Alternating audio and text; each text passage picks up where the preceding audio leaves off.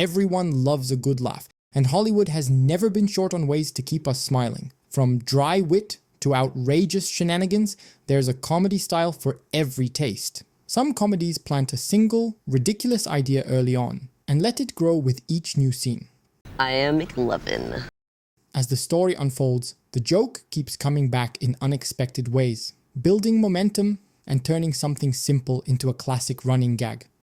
McLovin! Others throw their characters into unbelievable situations right from the start.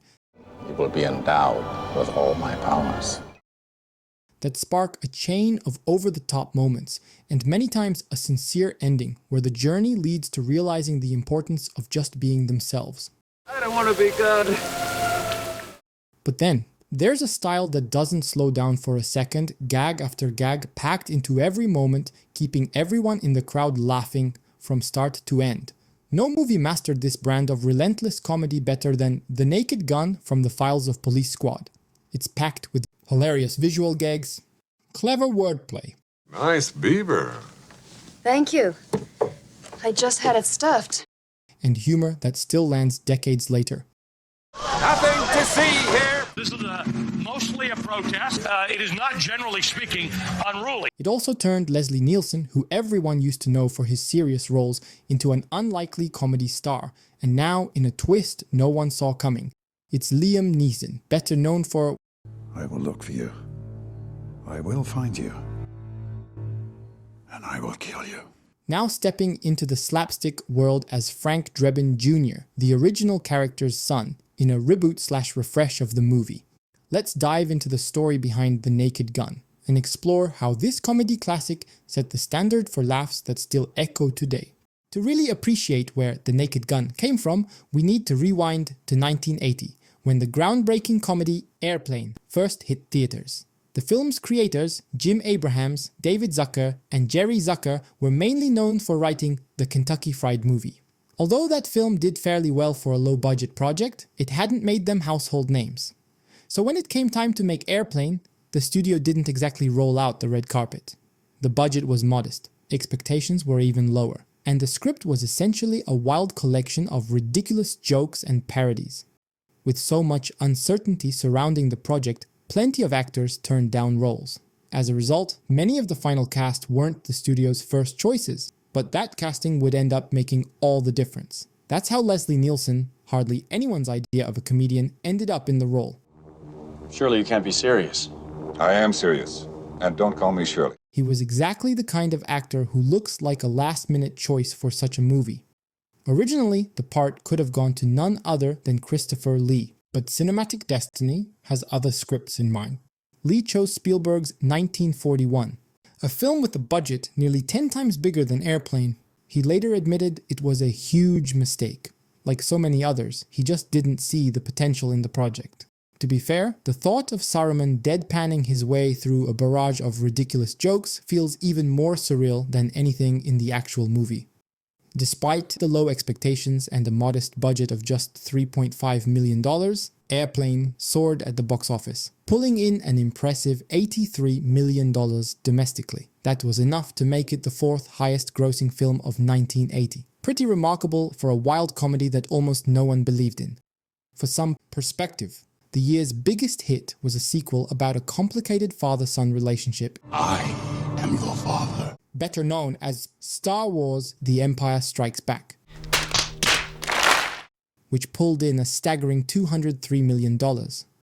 Riding high on the success of Airplane, the creative trio set their sights on television with Police Squad, introducing audiences to the deadpan misadventures of Detective Frank Drebin. Interestingly, they originally had Robert Stack in mind for the lead role, who also played in Airplane, but scheduling conflicts knocked him out of the running, opening the door once again for Leslie Nielsen. Although Police Squad earned positive reviews from critics, it struggled to catch on with TV audiences and was cancelled after just 6 episodes. Maybe all the silly jokes and little background gags demanded more attention than most viewers gave their TVs, where distractions go far beyond popcorn and soda.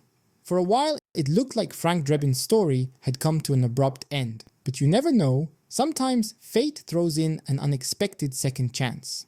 In 1984, Police Academy hit theaters and became an instant hit. Audiences loved its silly slapstick and all the weird funny characters, with a wild style that reminded people of Airplane. That same year, another police comedy, Beverly Hills Cop, was the box office champion, raking in over $300 million. Suddenly, police-themed comedies were hot property, and Hollywood wanted more. At the same time, Jim Abrahams and David Zucker built a strong track record with hits like Top Secret and Ruthless People, so when they pitched the idea of turning their short-lived Police Squad series into a feature film, Paramount's executives jumped at the opportunity. That choice put Frank Drebin right back in the spotlight. First up was the challenge of picking a new name for the movie. Paramount didn't want to call it Police Squad. They thought it sounded too much like Police Academy, which was cranking out sequels faster than donuts disappear near a police station.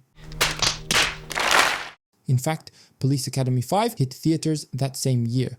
To avoid confusion and help the film stand out, the studio handed the filmmakers a list of possible new titles. After some back and forth, they landed on The Naked Gun. This title brought just the right touch of playful absurdity, a perfect match for the kind of off-the-wall humor the movie would become famous for.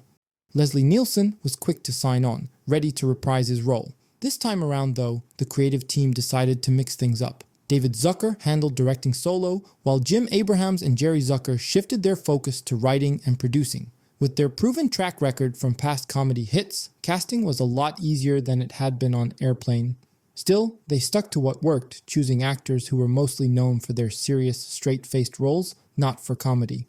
Unlike the original TV show, the movie version set out to introduce a romantic subplot for Frank Drebin. Enter Priscilla Presley as Jane Spencer, best known as Elvis Presley's widow, who had only just begun her own acting career after his passing. And interestingly, director David Zucker said she got the part without even having to audition.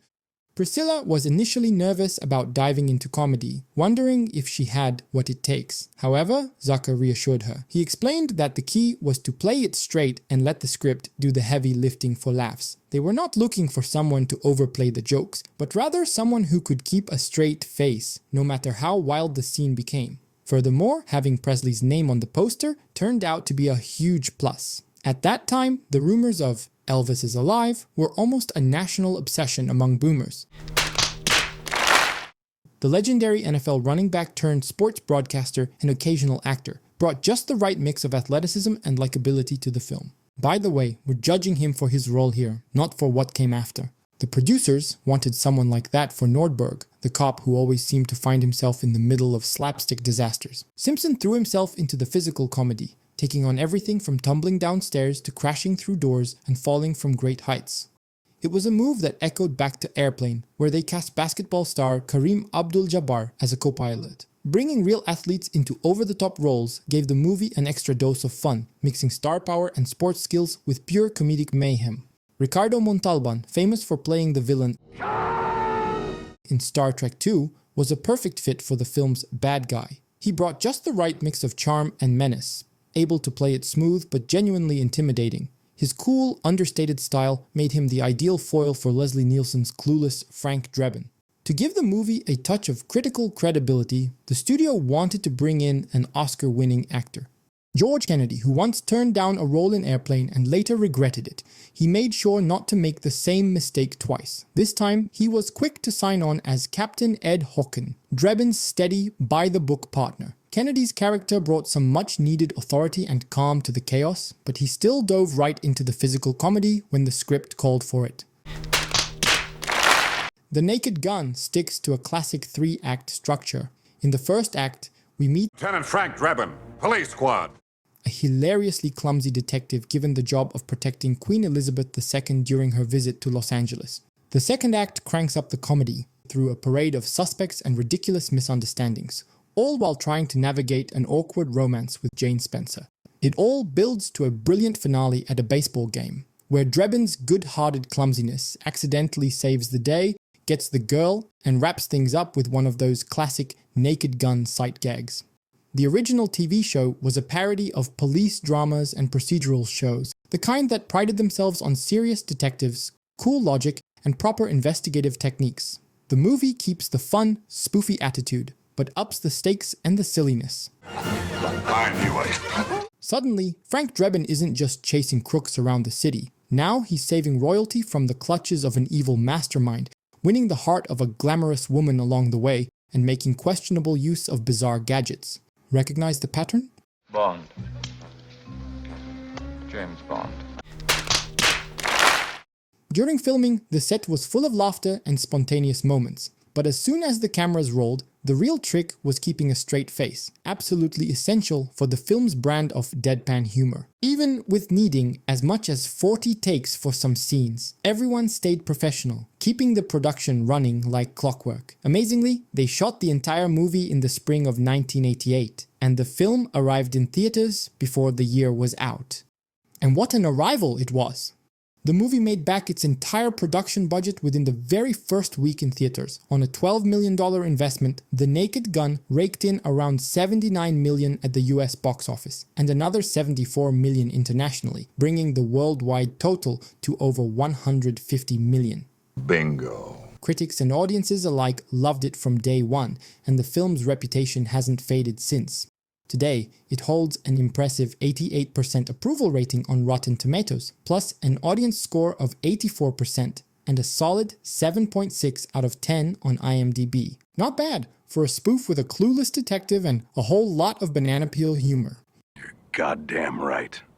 The movie's big success led to 2 sequels, The Naked Gun 2.5, The Smell of Fear, and Naked Gun 33 1/3, The Final Insult. Both sequels tried to capture the fun of the original. They performed well at the box office, showing that people still loved Frank Drebin's shenanigans. But like so many sequels, they never quite reached the same level of influence as the original, and their audience scores didn't soar nearly as high. While the follow-ups tried to recapture the magic, the original Naked Gun remained the true fan favorite, leaving a legacy that even its own sequels couldn't top. The film's influence on pop culture cannot be overstated. The Naked Gun set the gold standard for parody comedies. It did not just define the spoof genre, it supercharged it, inspiring a whole wave of movies and TV shows to embrace that same self-aware, over-the-top style. You can see its comedic DNA in hits like Hot Shots, which poked fun at action movies, and the Scary Movie franchise, which mocked horror films. Later films like Austin Powers and even series like Brooklyn Nine-Nine borrowed its blend of visual gags and witty satire. Recently, Paramount decided to give the franchise a fresh start. Author of famous works like Ted, Family Guy, American Dad, and The Orville, Seth MacFarlane will produce a movie, and this time Liam Neeson steps in as Frank Drebin Jr., the son of the original hero. Fun fact, these two have already teamed up before on the wild comedy A Million Ways to Die in the West, which shares the same kind of humor as The Naked Gun. Can this new team live up to the original's legendary laughs? Only time will tell.